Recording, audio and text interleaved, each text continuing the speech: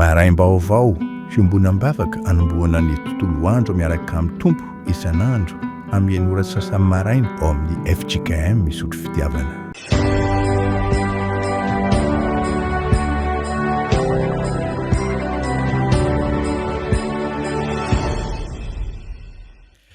Ry havana malala rehetra amin'ny tompo ampitombona ho anareo anie ny fahasoavana sy ny fiadanana avy amin'Andriamanitra Ray sy Jesosy Kristy tompontsika. Amen. Miarabantsika rehetra ry havana malala nahatrahatra izao maraim-baovao ny amin'ny talata izao indray. Isaotra sy iderin'Andriamanitra isika amin'ny alalan'ny famakiantsika ny salamo fiderana. Salamo faha 430. Salamo faha 430 ny andiny voalohany ka hatramin'ny faha 120. Salamo faha 430 ny andiny voalohany ka hatramin'ny faha 120. Asaina hitsangana isika ry havana.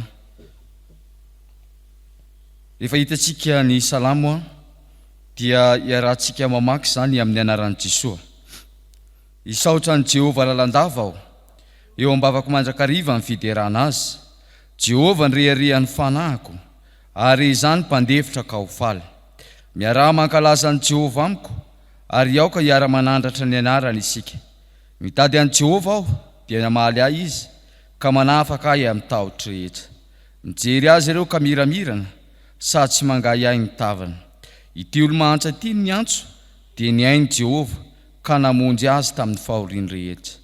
Ny anjelin'i Jehovah mitoby manodidina izay matahotra azy ka mamonjy azy. Andramoka izaho fa tsara Jehovah, sambatra izay olona mialoka aminy. Matahorany Jehovah ianareo olo-masina, fa tsy olon-java-mahoriny matahotra azy. Na dia ny liona tanora aza tsy ampy hanina kanona, fa izay mitady an'i Jehovah kosa tsy ho akory.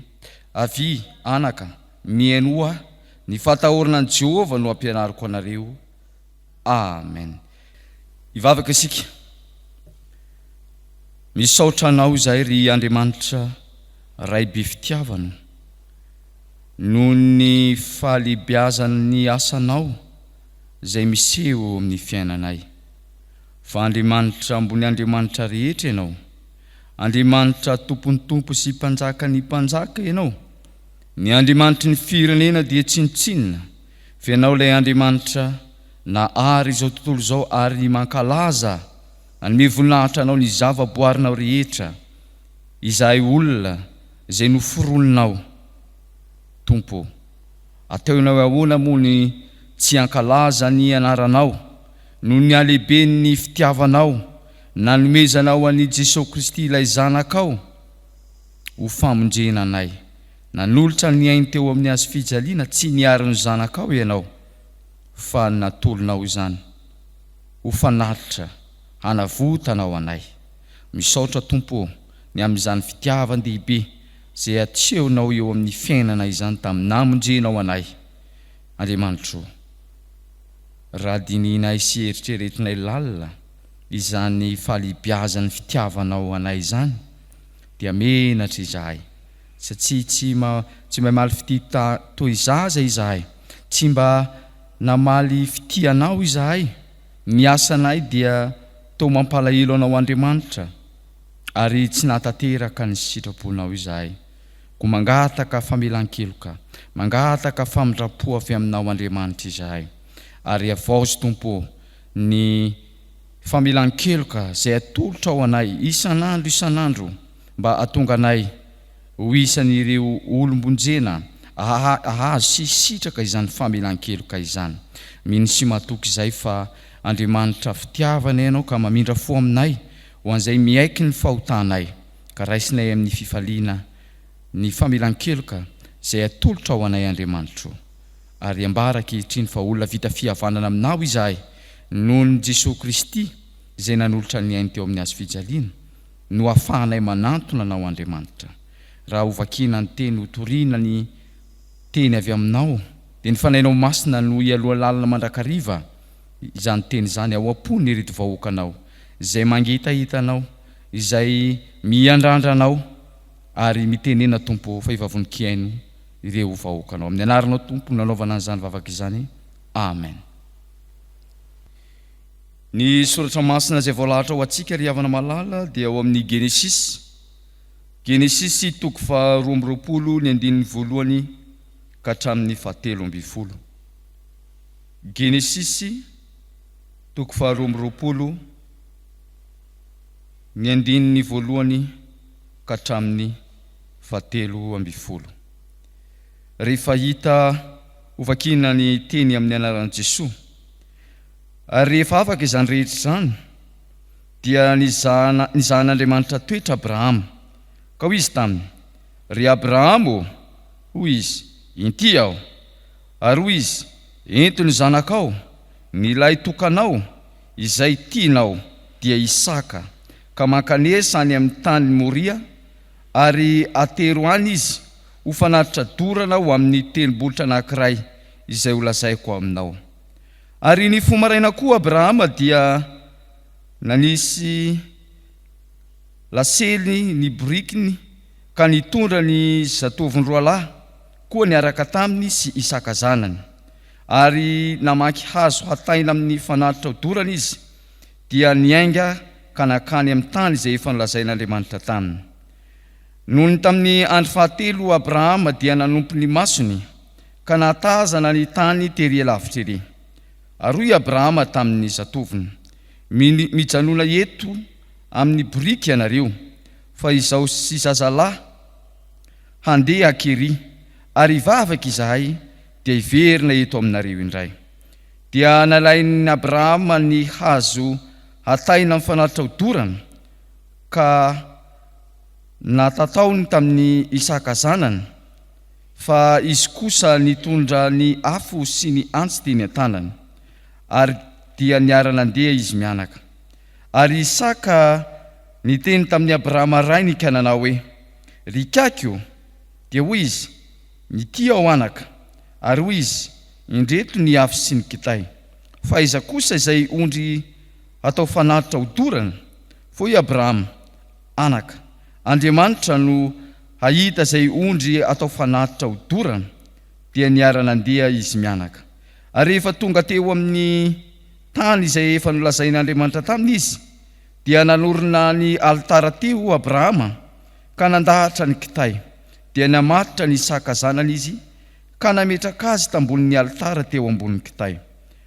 Ary Abrahama naninditra ny tanany ka nandray ny antsy mba hamonoana ny zanany, fa niantso azy ilay anjelin'i Jehova tany an-danitra ka nanao hoe: ry Abrahama, ry Abrahama. Ary hoy kosa izy: inty aho. Dia hoy izy: aza maninditra ny tananao amin'ny zazalahy, ary aza maninona azy akory ianao? Fa hitako izao fa matahotra an'Andriamanitra ianao, ka tsy narovanao tamiko ny zanakao, dia ilay tokanao. Ary Abrahama nierika nijery, ka indro nisy ondry lahy teo ivony, voasongotry ny kiritrala ny tandrony, dia lasa Abrahama ka naka ny ondry lahy ary nanatitra azy ho fanatitra dorana ho solony zanany. Amen. Ray masino manamasinana amin'ny fahamarinana, ny teninao ny fahamarinana. Amen. Ho amin'ny fananareo ny ry havana, ny fahasoavana, ombam-piadanana avy amin'ny Jesoa Kristy Tompontsika. Amen. Mandinika tsanotsika ny loha hevitra manao hoe mahatoky amin'ny asany ny mpino. Ny akatsika afatra avy amin'Andriamanitra amin'ity an'ity dia ny Genesis toko fa 12 ny andininy voalohany ka hatramin'ny 17. Ity tantara ity ry havana malala dia milaza sy maneho amintsika ny fomba nizahan'Andriamanitra toetra ny Abrahama, na zay antsoina ihany koa hoe rain'ny mino. Efa nanao fanekena tamin'ny Abrahama Andriamanitra, ary Andriamanitra mihitsy no nanao any Abrahama ho rain'ny firenena maro, ary nanome toky, nanome teny fanomezan-toky any Abrahama Andriamanitra fa hahamaro ny taranany. Eto anefa dia toa mifanohitra amin'izany ny zavatra miseho, raha amin'ny fomba fijery maha-olombelona, raha amin'ny fomba fisainana maha-olombelona no jereny, atao mifanohitra amin'izany fa lay zanaka nomen'Andriamanitra indray izay hatao handimby no asain'Andriamanitra ho atao fanatitra ho azy. Izany anefa no nataon'Andriamanitra ho fizahan'Andriamanitra toetra an'Andriamanitra. Amin'izany no anehoan'Andriamanitra any Abrahama hoe tena mpanompo mahatoky an'Andriamanitra tokoa ve Abrahama, hoe tena mpanompo manaiky sy mankatoa ny teny izay lazain'Andriamanitra tokoa ve i Abrahama. Ny fantotsika ry havana malala dia manomboka eo amin'ny 12. Izao vaky ny teny amin'ny anaran'i Jesosy. Dia hoy izy, aza maninitra ny tananao amin'ny zazalahy ary aza manina azy akory ianao, fa hitako izao fa matahotra an'Andriamanitra ianao ka tsy narovanao tamiko ny zanakao dia lay tokanao. Amen. Fa hitako izao fa matahotra an'Andriamanitra ianao ka tsy narovanao tamiko ilay tokanao. Amen. Ny fatahorana an'Andriamanitra ry havana malala, raha izao soratra masina izao no jerena dia aseho amin'ny alalan'ny fankatoavana ny teniny. Ny fatahorana an'Andriamanitra dia aseho amin'ny alalan'ny fankatoavana ny teniny. Izany no afatra omen'Andriamanitra antsika amin'ity an'io. Ny fatahorana an'Andriamanitra dia aseho amin'ny fankatoavana azy. Ny fatahorana an'Andriamanitra dia aseho amin'ny fankatoavana azy. Rehefa niteny Andriamanitra tamin'ny Abrahama eo amin'ny 12 hoe eto ny zanakao ilay tokanao izay tianao, dia Isaka mankanesa amin'ny tany any Amoria ary atery ho any izy ho fanatitra hodorana. Hitatsika fa mafy tokoa zany fangatan'Andriamanitra amin'ny Abrahama izany.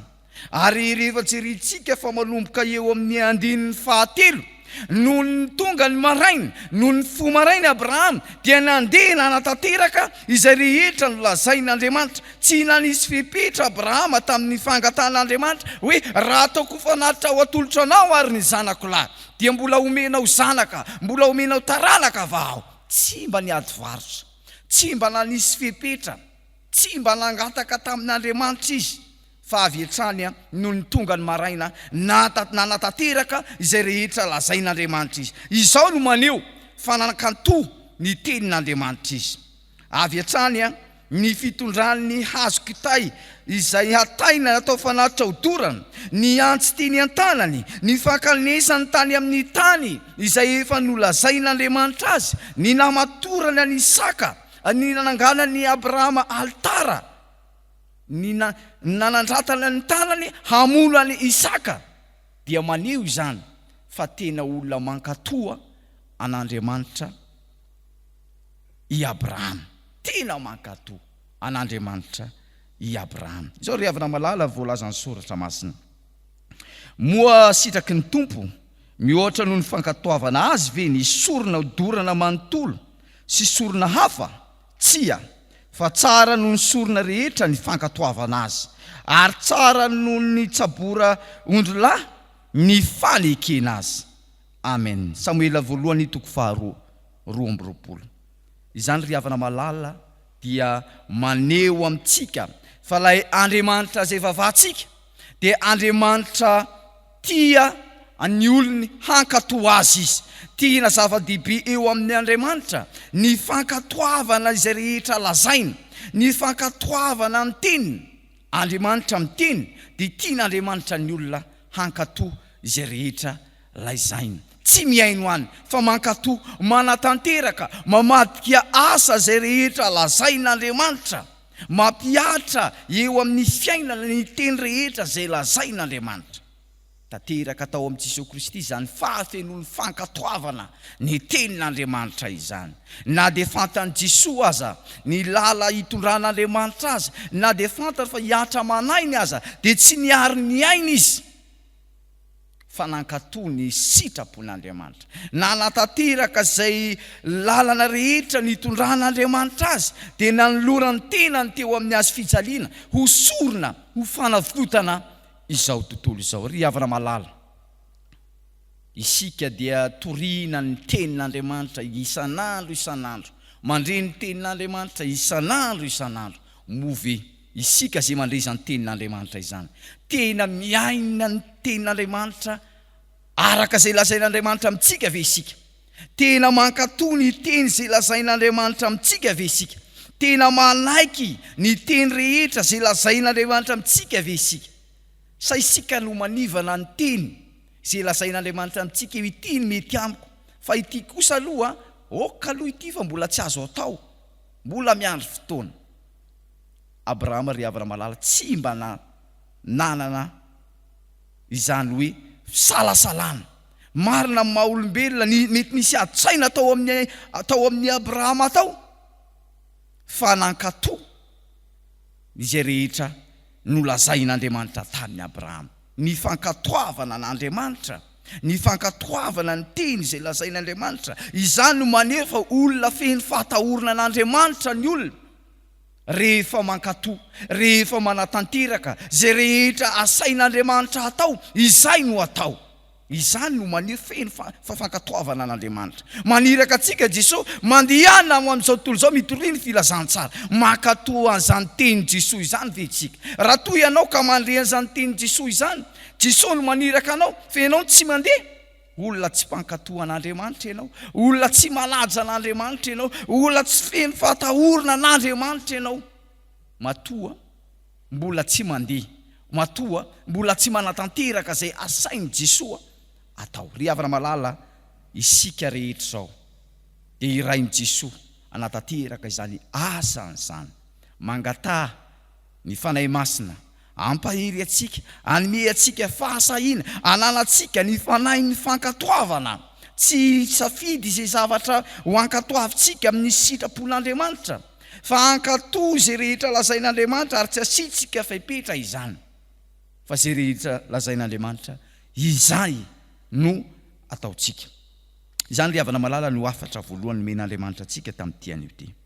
Ny fahatahorana ny Jehovah Andriamanitra dia aseho amin'ny fankatoavana azy izany. Fa ny faharoa dia izao, ny fahatahorana an'Andriamanitra aseho amin'ny fanomezana izay tsara ho azy.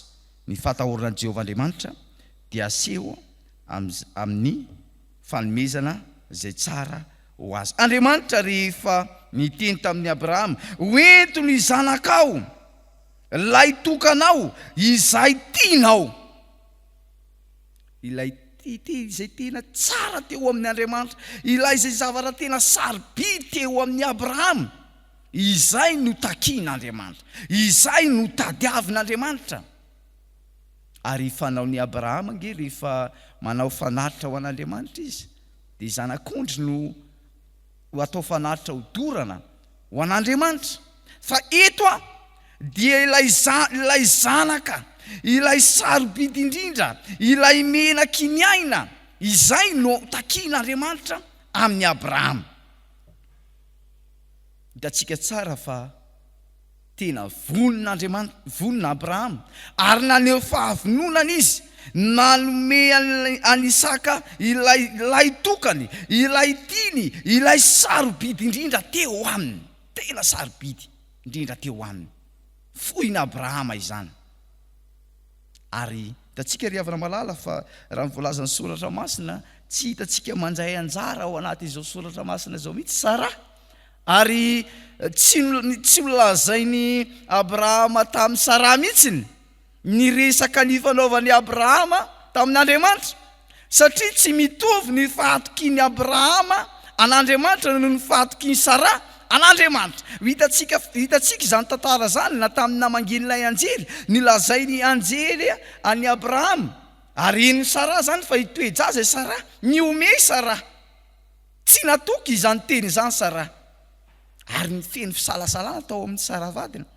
Ka raha nolazainy Abrahama tamin'ny Sara vadiny zany, dia mety raikitra ny fifandirana teo amin'ny vady, ary mety tsy foiny Sara mihitsy ilay zanany.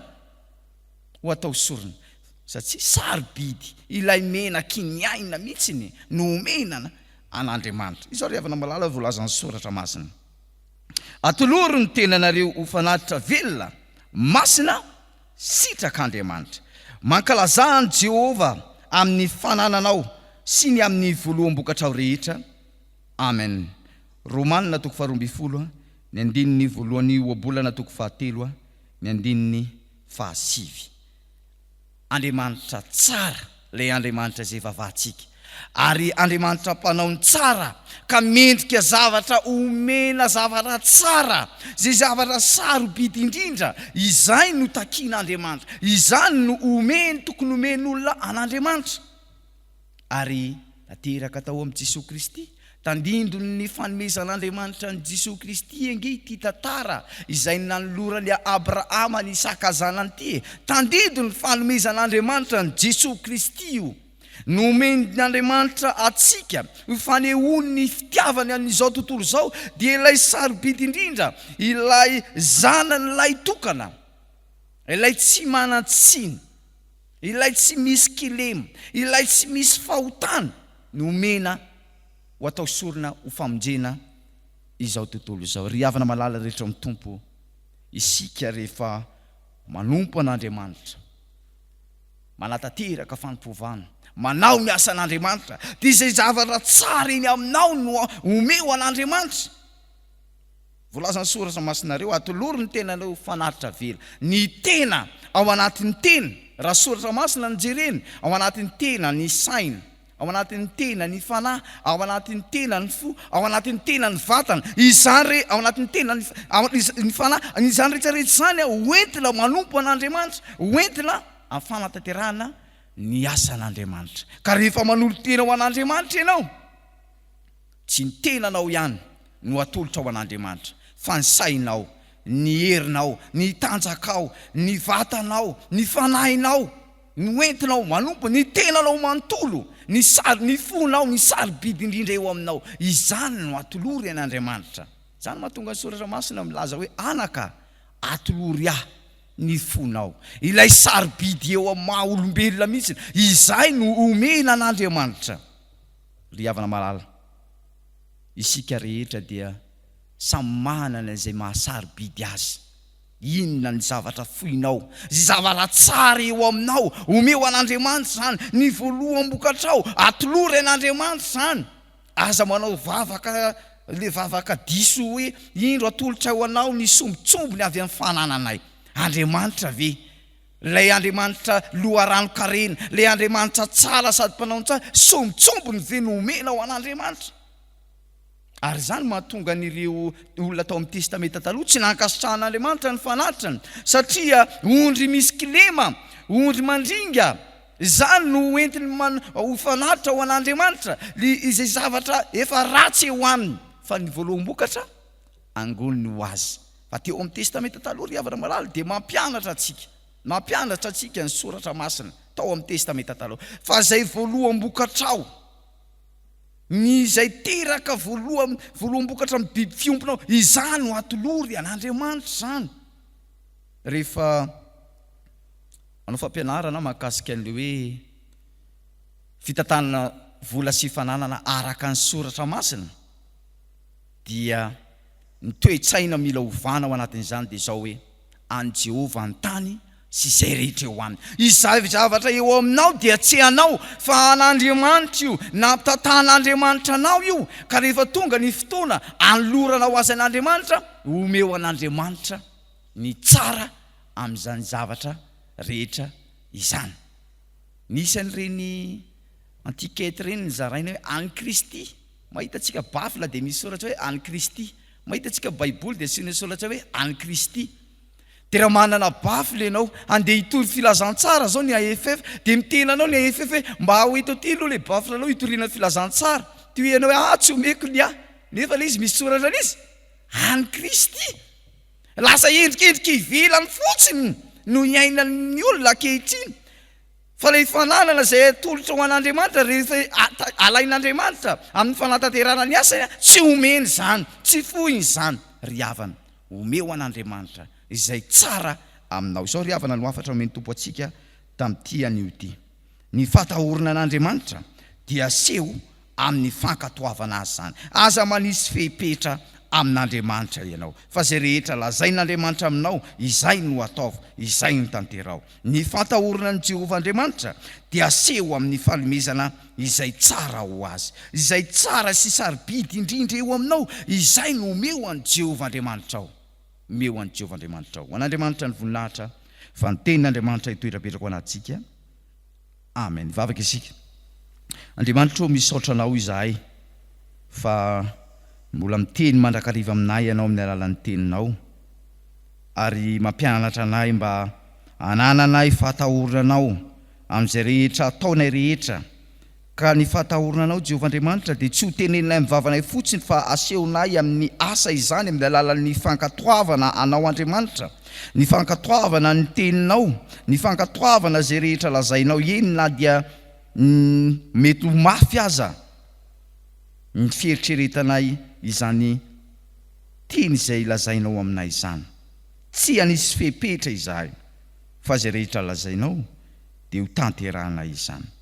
Ary ny fatahorananao Jehovah Andriamanitra dia seho amin'ny fanomezanay izay tsara ho anao.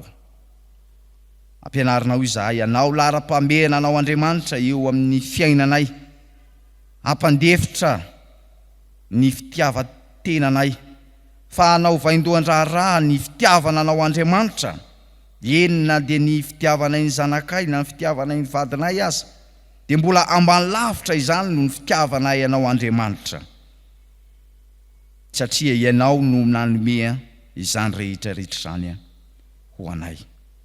Tompo, ampianaro ary izahay, ary fanainao masina no angatahanay asa atao anatinay, azahoanay manatanteraka izany sitraponao izany. Reto ny vahoakanao avy nandray izany teninao izany, avy nandray ny afatra izy, toromarika avy aminao, hirotsaka eo anivon'ny fiarahamonina izy, hanatanteraka izany teninao izany. Taio, arovy, omeo hery amin'ny alalan'ny fanainao masina, ahafahany mijoro vavolombelonao, ho mpankatoanao ary mpanomezay tsara indrindra aminao. Tompo, vavaka ho azy ireo izahay amin'ny fiainana andavanandro, miasa fivelomany, ianao ny tompo hitasy hanambina azy amin'izay rehetra ataony. Mivavaka ihany koa izahay Tompo, ary misaotra anao ny amin'ny valim-bavaka izay nomenao anay, fa tonga ireo izay nanatanteraka ny fiaonam-be tany Fianarantsoa Dorkasy, efa misy tafaverina ny toerana izay niheviany, ary mbola apetraka eo am-pelantananao, izay mbola iny andalana, ianao ny aro azy amin'ny ratsy rehetra. Ary mivavaka izay Andriamanitra, ny ray aman-dreny tananay izay ao anatin'ny fotoana fialan-sasatra, ianao ny angatanay hanome azy fifaliana ary hanome azy hery, ary ahafahany manohy indray ny asa fanompona izay efa niantsonao azy. Apetraka am-pelantananao Tompo ny tontolon'andro izay hodiavinay amin'ity an'io ty, ary aminay manakambana izany vavaka izany, amin'ny vavaka nampianarinao anay manao hoe: Rainay izay any an-danitra, ho masina ny anaranao, ho tonga ny fanjakanao, tao ny sitraponao ity an-tany tahaka ny an-danitra. Meonay an'io izay anasazo anay, ary mamelany elokay tahaka namelanay izy melaka taminay, ary izay mitondra anay amin'ny fakapanahy, manafanay amin'ny ratsy, anao ny fanjakana sy ny hery, ary ny voninahitra mandrakizay. Amen.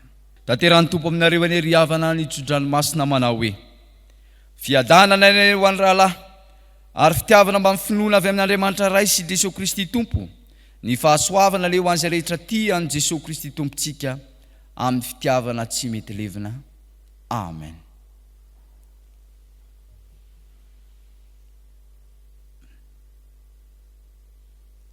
Ho an'Andriamanitra irery an'ny voninahitra, amin'ny anaran'ny Ray sy ny Zanaka ary ny Fanahy Masina. Amen.